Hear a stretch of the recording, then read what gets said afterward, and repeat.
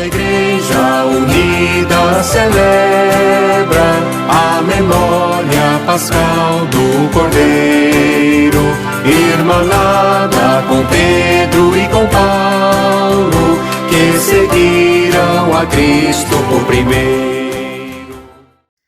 Olá, meus irmãos, minhas irmãs, que alegria sempre estar com vocês.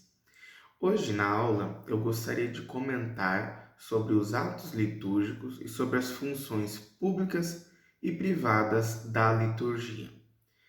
Bom, sobre os atos litúrgicos nós já comentamos naquela introdução, aquela longa introdução que eu fiz a vocês, sobre esses atos litúrgicos, o que viria a ser, né, quais são os critérios para que algo seja litúrgico e algo seja extra-litúrgico. Mas acho que agora nós temos mais base, mais propriedade para falar e entender essas sentenças que antes eu falei. Por isso que eu retomo elas com mais autoridade agora. Bom, sabemos que para um ato ser litúrgico, né, para que algo que nós façamos seja litúrgico, ela precisa de duas coisas. Primeiro, que seja algo da igreja, né? Que seja feito e realizado em nome da igreja. E, em segundo momento, também que seja realizado por um ministro autorizado pela igreja. Isso porque nós já entendemos que liturgia é o culto da igreja, né? E se é um culto da igreja, é a igreja que tem a autoridade para que ela seja realizada e a autoridade para dizer como ela deve ser autorizada a ser feita, né? Então, nesse sentido, algo só vai ser litúrgico quando a igreja postular, falar sobre, né? Escrever como é que deve ser feito. Então, por isso aí dos nossos rituais, o ritual do batismo, o missal romano, o breviário litúrgico, para nos dizer como é que vamos celebrar. Mas, por outro lado, nós também precisamos de um ministro legitimamente autorizado pela igreja para que realize tudo aquilo que ela postulou, né? Então, ali, para a missa, um padre, para um batismo, ou um diácono, ou um padre, né? Ou até mesmo um bispo, né? Um sacerdote, né? A liturgia das horas, por exemplo, todo o povo é convidado a rezar. Então, esses são os ministros autorizados legitimamente. Se algum ato da igreja faltar com qualquer uma dessas duas coisas, essas coisas se tornam extra-litúrgicos. O que seria? Por exemplo, uma coisa que é litúrgica, né? Vamos falar sobre as coisas que são litúrgicas, porque muitas vezes a gente fala e só vem à nossa mente a Santa Missa, ou até mesmo a administração dos sacramentos, o batismo, o matrimônio, né? E assim por diante. Mas, por exemplo, a liturgia das horas também é um ato litúrgico, porque é previsto, né, todo pela igreja, e há um ministro que pode realizar a liturgia, bem como a procissão de Corpus Christi, a procissão de Ramos, a procissão das rogações, que é algo que se perdeu ao longo do tempo na história da liturgia, mas muito resgatado por aqueles que celebram ainda o rito tridentino, né?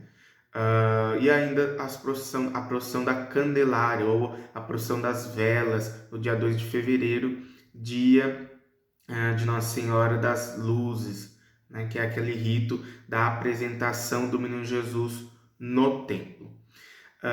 Agora, qualquer outra procissão, o que não é prevista, né, todas essas procissões que eu disse, né, tudo isso que eu disse é previsto pela igreja. Agora, tudo aquilo que não é previsto ou não realizado é extra-litúrgico. Então, por exemplo, nós fazemos uma procissão do encontro de Nossa Senhora das Dores com Nosso Senhor Jesus Cristo, ou dos Passos, ou morto, né, na Sexta-feira Santa. Não é previsto pela igreja, né? Mas é realizado por um ministro legítimo que pode falar em nome da igreja, um padre, por exemplo, ou uma comunidade paroquial. Nesse sentido, então essa procissão é extra-litúrgica, né? Para concluir a aula de hoje, eu também gostaria de comentar sobre as funções públicas e funções privadas. Aqui, nós resgatando aquilo que eu já expliquei, né, que a liturgia é algo público, nós precisamos entender que há na liturgia celebrações, ritos que acontecem publicamente e que acontecem privadamente. De privado, nós entendemos aquilo que é fechado, aquilo que é feito em particular. E público, aquilo que é aberto a todos, né, de forma geral, a comunidade dos batizados e não batizados também. Muito bem. Quando nós falamos do rito e do ministro que celebra, que preside aquela oração, a liturgia é sempre pública. Por quê? Nós já falamos, né, na aula anterior sobre as intenções da liturgia. E há uma intenção implícita que reza por toda a igreja, por exemplo. Porque ao ser realizado por um ministro em nome da igreja e ser feito ali o rito que é da igreja, nós rezamos por toda a igreja, tanto aqueles que estão presentes quanto aqueles que não estão presentes.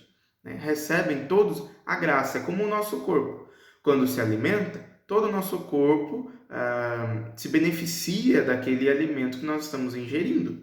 É a mesma coisa da liturgia. Um só ato litúrgico é pelo bem de toda a igreja e é realizado em nome de toda a igreja.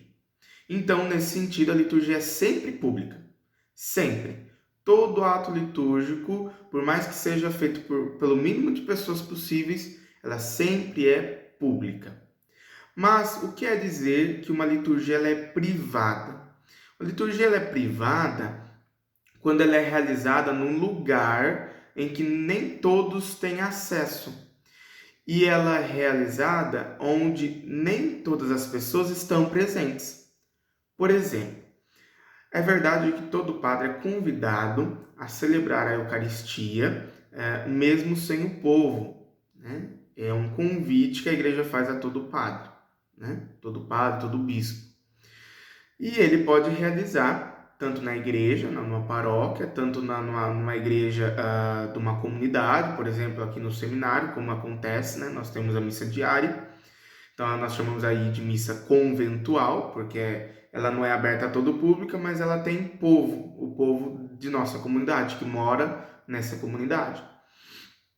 Quando, por exemplo, um padre celebra na sua casa, porque não tem essa comunidade onde celebrar, ele está celebrando a missa privada, porque ela não é aberta a todo o povo. Mas lembrando, toda a liturgia é pública, porque mesmo que ele esteja só celebrando a Eucaristia privada, ele reza em nome da igreja e em favor de toda a igreja. Então, quanto ao rito e ao ministro ali, né, o padre, é sempre pública, mas ela pode ser privada quando não há presença do povo ou quando se celebra num lugar onde não é aberto a todo o povo, né? Quando falta o povo ali para presenciar aquele ato litúrgico. Então essa é a diferença entre aquilo que é litúrgico, extra-litúrgico, e aquilo que é público e aquilo que é privado. Presença real, não é mais vinho, é o sangue do Senhor, é o mandamento do amor, é presença real.